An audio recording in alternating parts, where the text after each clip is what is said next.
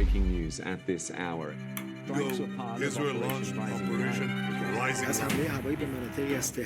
The top military leaders and nuclear scientists were targeted in these opening strikes. Israel has declared a state of emergency, saying the country expected retaliation. Retaliatory strikes against Tel Aviv, where you see a big smoke It is the fourth plume. day now of missile strikes between the two countries, which started. Iranian state TV has been hit by an Israeli strike in the last few hours. Dramatic pictures.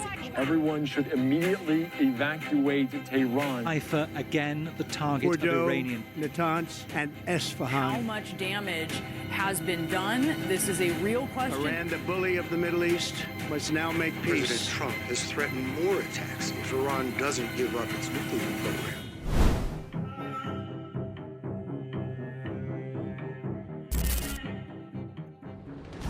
It begins with heat, not visible to civilians, not reported on the news, but detected instantly far above the Earth. At an altitude of nearly 36,000 kilometers, American early warning satellites register a sudden burst of infrared energy rising from western Iran. Within seconds, the system confirms it. A ballistic missile has been launched.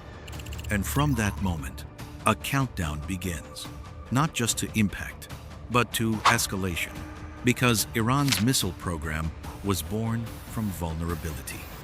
In the 1980s, during the Iran-Iraq War, Iranian cities like Tehran were repeatedly struck by Iraqi ballistic missiles. Entire neighborhoods were destroyed, civilians were killed, and Iran had almost no way to respond. That vulnerability changed Iran's military strategy forever. From that moment forward, Iran invested heavily in building one of the largest missile arsenals in the world. Today, Iran possesses thousands of ballistic and cruise missiles capable of striking targets across the Middle East.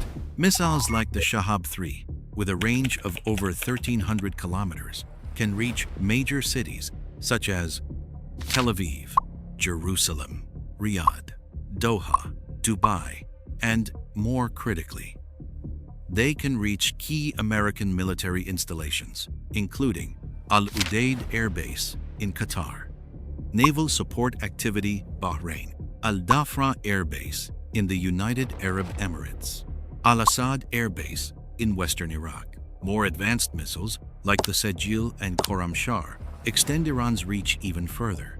With ranges approaching 2,000 kilometers, these missiles can strike any target across Israel, the Persian Gulf, and every major U.S. military base in the region. But range is only part of the threat. Speed is what makes missile warfare so dangerous. A medium-range ballistic missile like the Sejjil travels at speeds exceeding Mach 10. That's over 12,000 kilometers per hour. At that speed, a missile launched from western Iran could reach Baghdad in under 7 minutes, Tel Aviv in approximately 10 to 12 minutes, U.S. naval forces in the Persian Gulf in less than 10 minutes, which raises the most critical question. Would the United States see it coming? The answer is yes. Almost instantly, the United States operates a satellite network known as SBIRS, the Space-Based Infrared System. Its purpose is simple: detect missile launches anywhere on Earth. The moment the missile ignites, SBIRS satellites detect the heat signature and send alerts to U.S. Strategic Command. Ground-based radar systems then take over. One of the most powerful is the ANTPY-2 radar. Deployed across the Middle East, this radar can detect ballistic missiles from distances exceeding 3,000 kilometers. It calculates the missile's speed, its trajectory, and its likely target within seconds.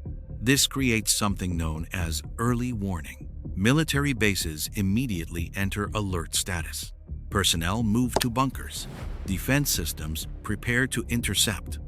Because detection alone is not enough. Stopping the missile is the real challenge. The United States deploys layered missile defense systems throughout the region. THAAD Terminal High Altitude Area Defense is designed to intercept ballistic missiles during their final phase of flight.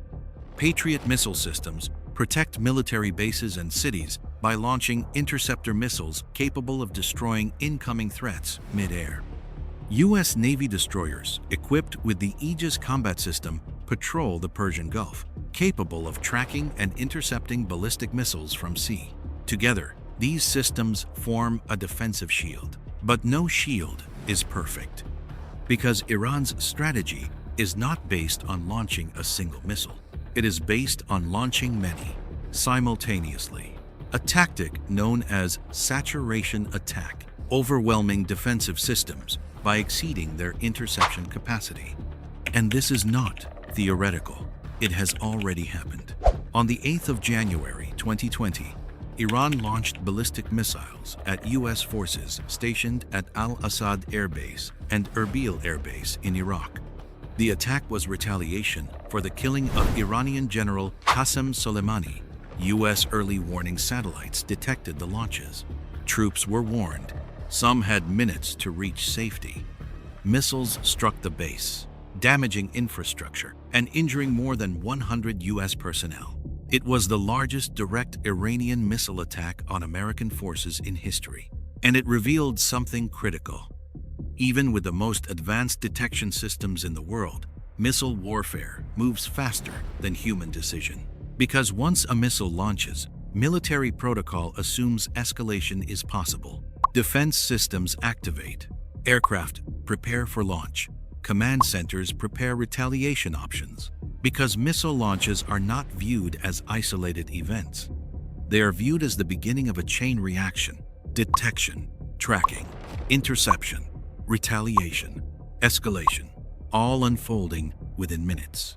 And Iran has spent decades ensuring its missiles survive long enough to launch.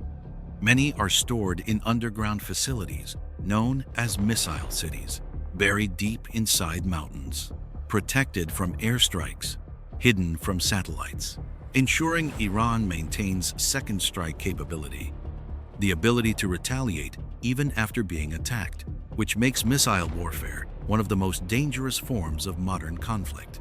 Because once the first missile launches, events accelerate beyond human control. Systems activate automatically. Decisions compress into minutes. Escalation becomes harder to stop. Most people will never see this process. They will never hear the radar alarms, never see the satellite detections, never witness the countdown. But it exists, constantly watching, constantly calculating. Because in modern warfare, the most dangerous moment is not when the missile hits, it's when it launches. Because missiles don't need permission. They don't wait. And once they launch, the countdown begins. Most people will never know how close the world operates to that edge. But here at Axiom Black, we uncover the systems that decide what happens next.